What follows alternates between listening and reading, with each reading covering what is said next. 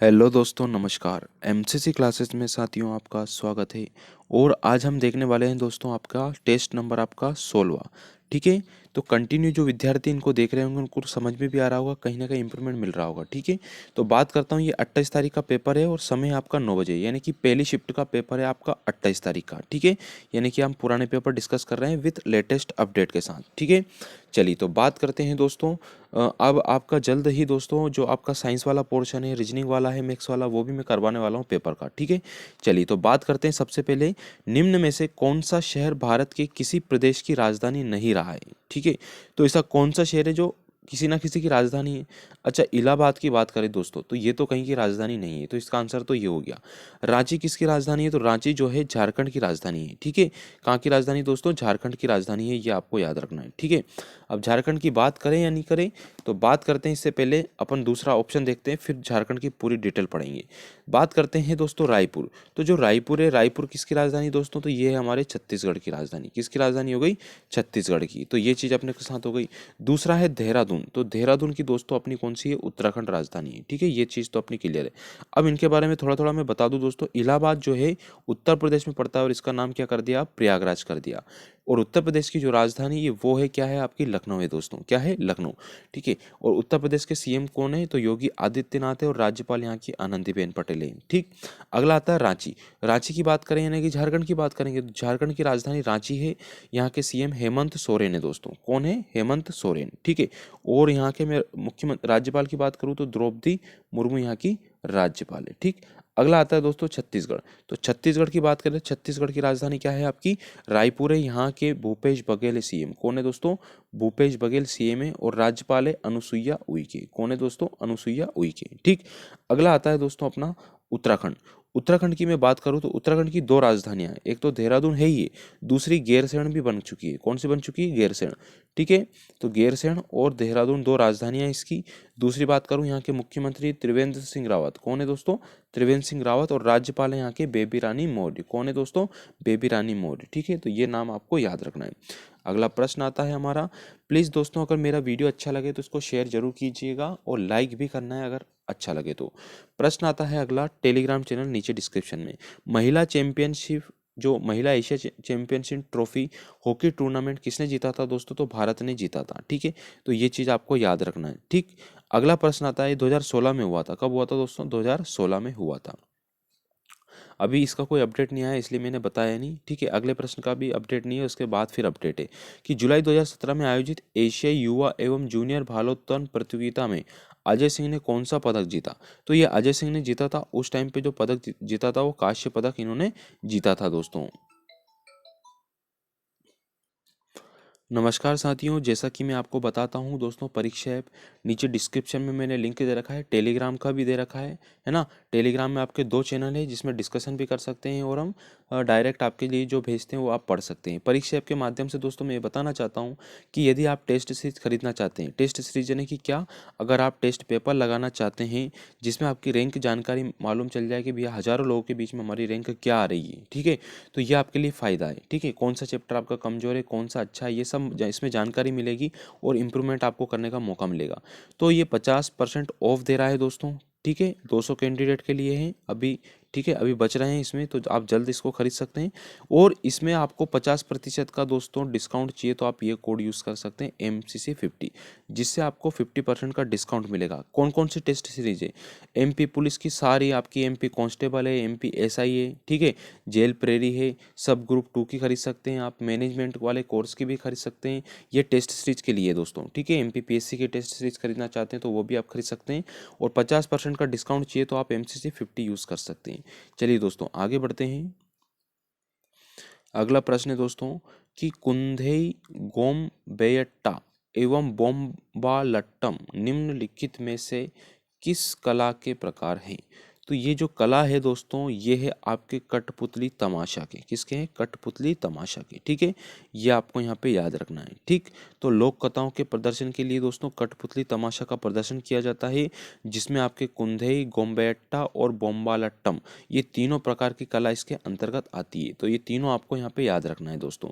अगला प्रश्न आता है कि आर्य समाज की स्थापना कब हुई थी? तो आर्य समाज की स्थापना दोस्तों 1875 में हुई थी। कब हुई थी? 1875 में। ये स्थापना की थी हमारे दयानंद सरस्वती ने। किसने की थी दोस्तों?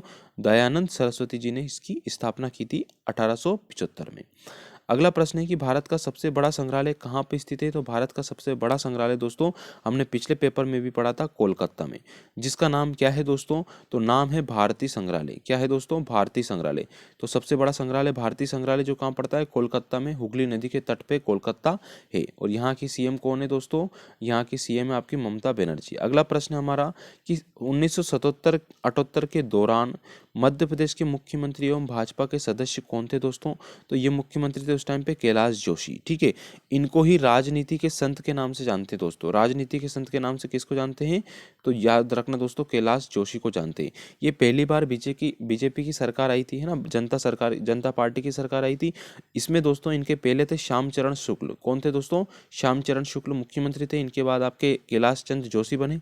फिर इनके बाद बने दोस्तों आपके वीरेंद्र कुमार सकलेचा और फिर सुंदरलाल पटवा। ठीक है, ये आपको याद रखना है। और ये थे दोस्तों बागली गांव। ठीक है, और बागली गांव कहाँ पड़ता है, किस जिले में पड़ता है? प्लीज कमेंट में जरूर आंसर दीजिएगा, क्योंकि यहाँ से एक महत्वपूर्ण नदी भी निकलती है। फिर अगला प्रश्न है कि मध्य प्रदेश के किस जिले में गन कैरिज का कारखाना स्थित है? तो गन कैरिज जो कारखाना स्थित है दोस्तों, वो है आपके जबलपुर में। कहाँ पे स्थित है? जबलपुर में। और जबलपुर दोस्तों एक बड़ा ही अपना जिला है, संभाग है, जिसमें 8 जिले आते हैं।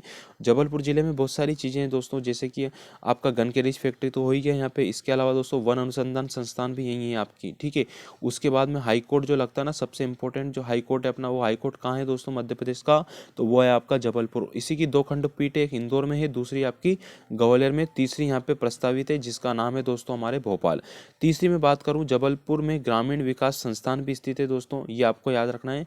और जबलपुर का नाम जबाली ऋषि के नाम पे पड़ा था, ये आपको याद होना चाहिए। और त्रिपुरी जो ऐतिहासिक नगरी है, जो कलचुरी वंश की राजधानी था, ये भी हमारा जबलपुर क्षेत्र में आता है। ये महाकौशल का विकास प्राधिकरण के अंतर्गत भी हमारा जबलपुर आता है। अगली बात करता हूँ, मंगलयान का प्रक्षेपण किस केंद्र से हुई थी? तो मंगलयान की जो प्रक्षेपण केंद्र कहाँ है दोस्तों? श्री हरिकोटा आंध्र प्रदेश है, यानी कि सतीश धवन अंतरिक्ष केंद्र से होती है। ठीक है, फिर आता है लोकसभा के वर्तमान अध्यक्ष कौन है? तो उस समय दोस्तों लोकसभा की उस समय अध्यक्ष थी सुमित्रा महाजन। और ये मध्य प्रदेश की पहली महिला ऐसी जो लोकसभा की अध्यक्ष बनी है। और इससे पहले टोटल ओवरऑल में देखा जाए तो जो लोकसभा की अध्यक्ष थी ना दोस्तों, वो मीरा कुमारी थी। और दूसरी महिला लोकसभा अध्यक्ष सुमित्रा महाजन बनी है। अभी वर्तमान में दोस्तों हमारे ओम बिरला है, जो कि लोकसभा के अध्यक्ष हैं। कोटा बूंदी से इनका लोकसभा क्षेत्र है। दूसरी बात करूंगा, नेता विपक्ष बने अधीर रंजन चौधरी। और महासचिव जो है लोकसभा की, वो प्रथम महिला महासचिव के रूप में भी जानते हैं, स्नेहलता श्रीवास्तव है। आवाज क्लियर आ रही होगी मेरे ख्याल से। किसने मूल शिक्षा योजना वर्धा को प्रस्तावित किया था? तो ये किया था दोस्तों हमारे महात्मा गांधी ने, है ना, वर्धा योजना को शुरुआत किया था। विंध्य एवं सतपुड़ा पर्वत श्रृंखला के बीच कौन कौन सी नदियां बहती है? तो ये बहती है एकमात्र दोस्तों नर्मदा। तो ऊपर की साइड तो दोस्तों आपका विंध्याचल है, ये यहाँ से आपकी नर्मदा नदी निकल जाती है। और यह यहाँ पे आपका आ जाता है दोस्तों सतपुड़ा पर्वत। तो सतपुड़ा और विंध्याचल के बीच में जो नदी बहती है उसका नाम है दोस्तों नर्मदा। अगला है बचपन बचाओ आंदोलन के संस्थापक कौन थे? तो बचपन बचाओ आंदोलन के संस्थापक थे कैलाश जोशी। इनको 2014 में दोस्तों नोबेल पुरस्कार मिल चुका है शांति का। और ये हमारे विदिशा जिले से हैं। और विदिशा जिला किस संभाग में आता है दोस्तों? आपको जानकारी होगी, है ना, ये हमारे भोपाल संभाग में आता है। अगला है विंध्य, उत्तरी विंध्य में बसा पवित्र शहर कौन सा है दोस्तों? तो ये उत्तरी विंध्य में बसा कौन सा है? चित्रकूट, है ना। ऊपर अभी बात की विंध्याचल है, नीचे सतपुड़ा, फिर नर्मदा नदी। तो विंध्याचल क्षेत्र का हिस्सा है चित्रकूट, जो कि सतना जिले में पड़ता है ना। सतना में मेहर माता मंदिर भी दोस्तों। अगला प्रश्न है कि ओंकारेश्वर मंदिर देश नदी के तट पर स्थित है। अच्छा, ओंकारेश्वर जो मंदिर है ना, वो किस नदी के किनारे है? तो वो है दोस्तों नर्मदा नदी के किनारे। ठीक है, और ओंकारेश्वर जो पड़ता है ना, वो खंडवा में पड़ता है। और यहीं पे जो मंदिर है वो ममलेश्वर मंदिर है। कौन सा है दोस्तों?